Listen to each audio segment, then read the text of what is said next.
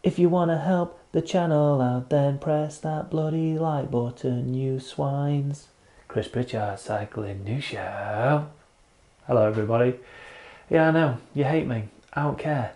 Listen, right, I'm back off tour. I'm still feeling glazed, dazed, confused. It's Monday morning. And welcome back to the Chris Pritchard Cycling News Show. Last week somebody complained because I say oosh too much. So I'm not going to say oosh at all in this segment. Okay? We're just going to... I can't do it. Oosh transition. Alright, first up, before we get into the news, 2 recommendations of YouTube videos that I want you to check out. Links, of course, probably not in the description, but they should be if I've done my job right. First up, Cameron Jeffers' 24-hour challenge from London to Alpe d'Huez. So in this video, Cameron Jeffers goes down to London, hires a Boris bike, tries to get said Boris bike all the way down to France, ride up Alpe d'Huez, descend all the way down Alpe d'Huez, get back in the bloody car, send it all the way back to London, and hopefully get back within the 24-hour period that you get to hire a Boris bike. If the bike's not in the docking bay within 24 hours, you get up to a £300 fine. Second video recommendation is over on Hambini's channel. If you don't go and watch that, just be careful. There's a lot of bloody swearing in this video. In this video, Hambini breaks down the brand new Team GB Lotus stroke Hope engineered superbike on the track, and he goes into a few details as to why they've designed it the way they have, looks at the design of it, breaks it down, and ultimately gives you an engineer's professional opinion on whether this bike is legit or shit. So yeah, go and check out those 2 videos. Links probably down in the description. Now let's crack on with some news. Whoosh. First up, over the weekend we saw the Cyclocross European Championships, and it's not going to come as any surprise to you. Mathieu van der Poel won again, making it 3 consecutive European Cyclocross Championships to add to the roster of other victories he's had, and there's just no beating him. Although, that being said, the Belgians tried to take it to him, and actually coming over the line, Van der Poel was actually in the same shot as second place rider Eli Isbay. He only finished, what, 5 seconds, 6 seconds behind him, and a further 20 seconds behind them was third place rider, can't remember his name. Oh yeah, Laurens Sweeck. Over in the women's elite race, it was a 22-year-old Yara Kastelin from the Netherlands who took the victory. She dominated the race, finishing 12 seconds ahead of second place rider Eva Lechner, and in third position was the 2018 champion Anne-Marie Wurst. She was a further 26 seconds back. Next up and over the weekend was the second round of the UCI World Cup Series. We were in Glasgow. The Great British Cycling team topped the medal table with 6 medals overall after golds in the women's team pursuit and keirin, as well as silvers in the men's team sprint, the Madison, as well as the late addition Mark Stewart coming into the team and taking a silver in the Omnium, and of course Katie Archibald and Eleanor Barker's silver medal in the Madison. All in all, a pretty decent World Cup for Team GB. However, don't forget, it was a home World Cup, so normally these riders, especially coming up to an Olympics, would just train straight through these World Cups, but potentially they might have just had a bit of freshness put into those legs just to help their performance, just to buoy a bit of confidence within the team, I guess. And also when you look at like the men's sprinting events, Australia are obviously not firing on all cylinders. We'll get to that story shortly, but you know, we didn't see the New Zealand boys either, so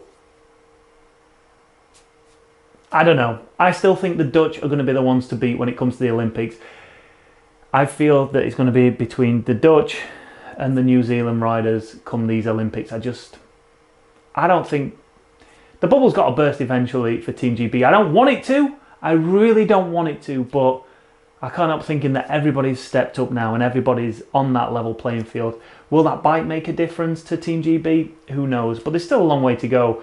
But all in all, yeah, a decent result for Team GB. But yeah, Dutch, definitely the ones to be on the track at the minute. So yeah, talking about the Australians, and if you've not heard the news yet, Mathieu Glaetzer was diagnosed with cancer, like unbelievable, cancer of the thyroid. He was diagnosed in October. He's recently had an operation on his thyroid to remove the cancerous cells. Fingers crossed you know, it's looking like he's going to make a full recovery. When I heard about this, when I read about it on Twitter, I literally thought, you know, he's been diagnosed with this and this is the start of his journey. But it appears, when you look into it a bit more, that he was actually diagnosed at the end of October. It looks, thankfully, that it's a very treatable form of cancer. This all came about from me pulling up a bit sore after doing a big heavy leg press effort and thought I'd strained my neck. I was getting treatment for that leading up to the Oceania Championships. It just wasn't getting better at the rate that it should be.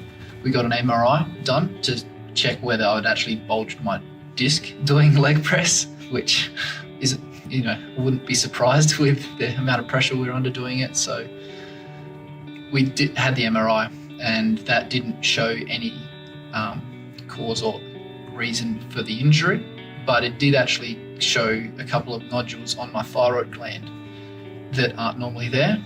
With the ultrasound, he was taking his time. He was actually quite detailed. He then told me that it's looking cancerous compared to the benign and safe nodules that I could have.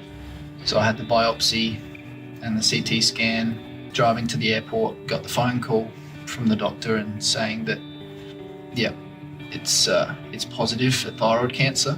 I'm not going to let this have power over what I do, and I've got some goals I want to achieve, and Tokyo is the big target, and that hasn't changed.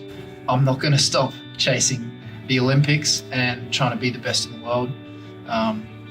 It's what I love to do, and yes, this is a challenge and a bit of a setback, but you know, it's just going to now set me up for my next charge and make me stronger.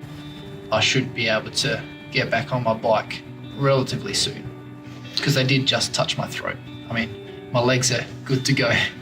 The support network has been fantastic, and it's a credit to the team we have here at Cycling Australia that there's more to life than just riding bikes, and we care about each other outside of cycling. So, and that's really shown through the last 2 weeks. You'd leave that thing any longer and it's going to be a totally different story. But just the fact that he found out, he was diagnosed, and instead of just like admitting defeat or getting down about it, it was like, right, can I get back in the gym? Can I go back and train? I need to train as much as I can now prior to this operation.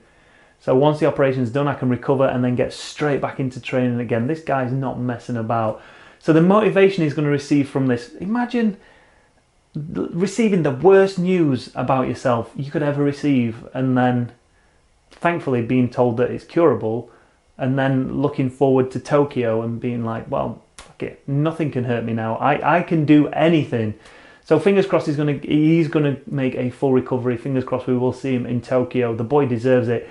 Like, he's been around for so long now. He deserves some Olympic success, and fingers crossed he's gonna get it this year. And finally, check out this absolute master troll from Chris Froome. He posted this picture on Instagram over the weekend. As you can see there, he's claiming that this is a titanium rod that was holding his hip together after his crash. But clearly, that piece of metal right there, you can see from this picture, it's clear that he's just been doing a little bit of DIY around the house, found this piece of metal, thought it'd be funny to take a picture of it and say, oh, check this out, that's come out my hip, just to reinforce that whole rumour that he crashed at the Dauphiné. Alright, just for clarity, I know there are a few simpletons out there. I don't believe anything that I have just said. I'm clearly stoking the fire of the conspiracy theorists, okay? So just keep that between me and you, alright? And that's your news for today, mainly because I couldn't be bothered to look into any more news because I'm bloody knackered. But finally, before I go, I will say, the 19th of November, if you've not got your tickets yet, if you haven't checked it out, the Crank It Up Tour is coming to Manchester. Let's try and make it as busy as we can. Let's try and make it as atmospheric as we can. I want it to be, I've got 2 more dates on this. We've got Manchester on the 19th, Edinburgh on the 20th. The links are down in the description down below to the Facebook pages of both events. Go and check them out. It's going to be off the hook if you want free beer, if you want a chance of winning a kicker, if you want some swag that I can hook you up with, then feel free to come along. Follow the link in the description. Do whatever you need to do. Like, you have to get tickets just so we've got numbers of people that are arriving, but you don't have to pay for them. just please come along. It will be amazing. Thanks for watching, everybody. Make sure you hit that like button, hit that subscribe button, hit that dislike button if you've not enjoyed today's video. Leave comments down below. Are you glad to have me back? I bloody hope so. Poosh.